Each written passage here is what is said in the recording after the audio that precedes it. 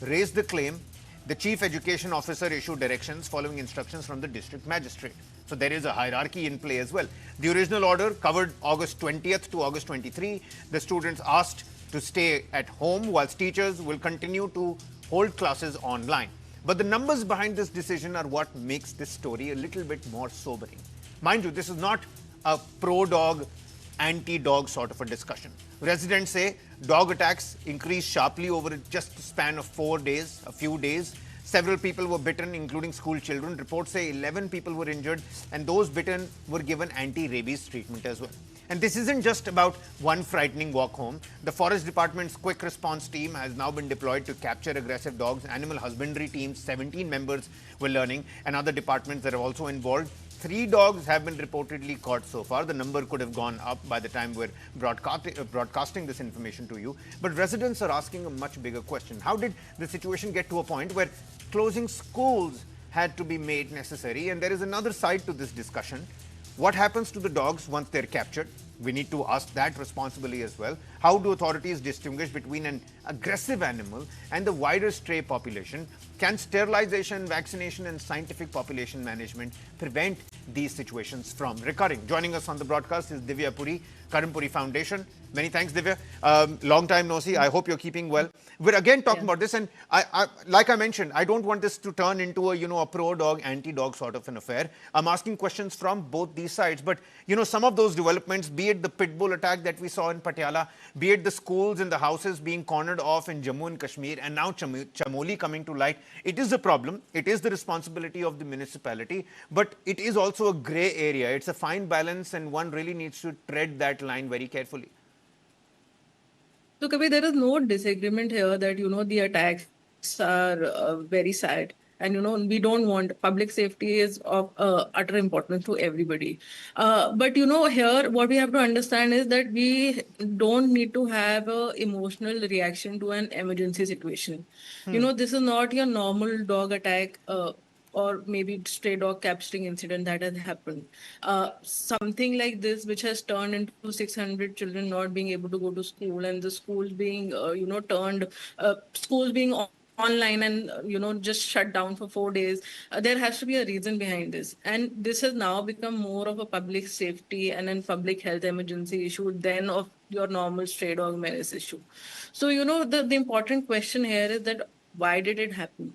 I understand there was a biting incident, but we still don't have the details whether it was the same dog who bit or whether it was multiple dogs who've been biting. Yeah. All stray dogs cannot be just labeled rabid.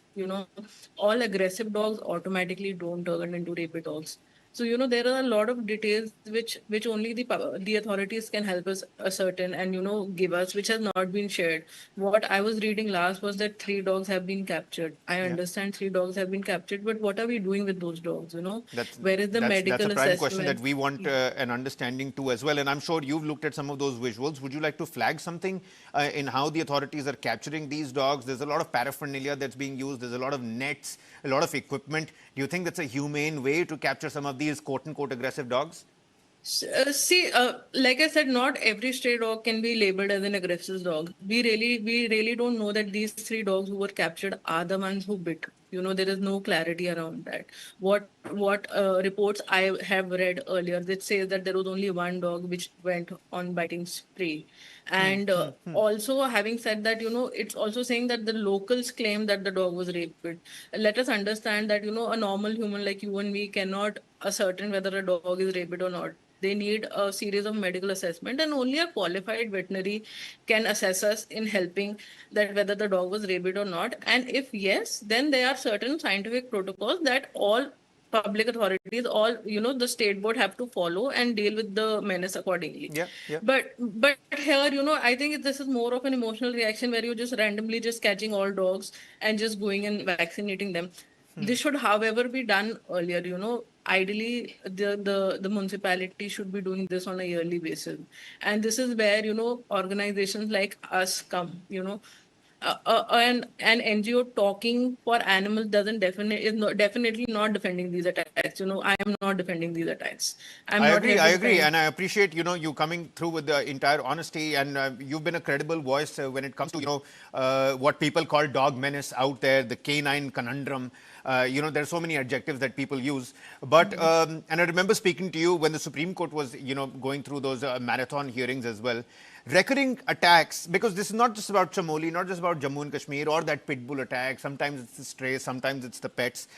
It is a public health and a public safety emergency. We need to do the best that we can. It's going to be our taxpayer money. It's going to be our municipality which will have to go through with this. But there is a lot of evidence out there that the existing animal systems are failing both the residents.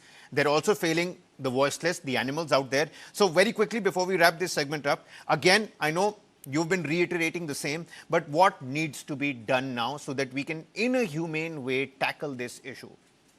So, I would say that this is exactly the time that we need to question the authorities that what are the protocols in place. Sterilization over a period of time would have helped us, would have prevented such incidents. I am not sure if, sterilization is something which is even happening in a district like that. And an attacking dog can be due to multiple of reasons. It can be injured, there can be, other medical issues with the dog, or simply the mating season going on. So, the fear is legitimate, but it should lead to competent action being taken I agree. and not a collective punishment to be given to all animals. This is not a war between humans and animals, I I would understand. say. I understand. I So, understand. Divya Puri, Karan Puri Foundation, many thanks for taking out the time yet again. This debate cannot simply become about being a dog lover or a dog critic. The immediate responsibility of the administration is also quite clear. We've been discussing this on News 9 for the longest time now. Children must be able to walk to school without fearing an attack. But the long-term answer also cannot be to repeatedly wait for attacks, then shut schools, and then start reacting again. We need scientific population management of these dogs, vaccination, sterilization, responsible animal control. All of it comes at a cost, and above all, a system that protects both the people and the animals. Divya, many thanks for taking out the time. Many thanks for patiently waiting and speaking to us here on In Your Interest. With that, it's a wrap on this edition of IYI. We're going to catch you again next week. Many thanks for watching.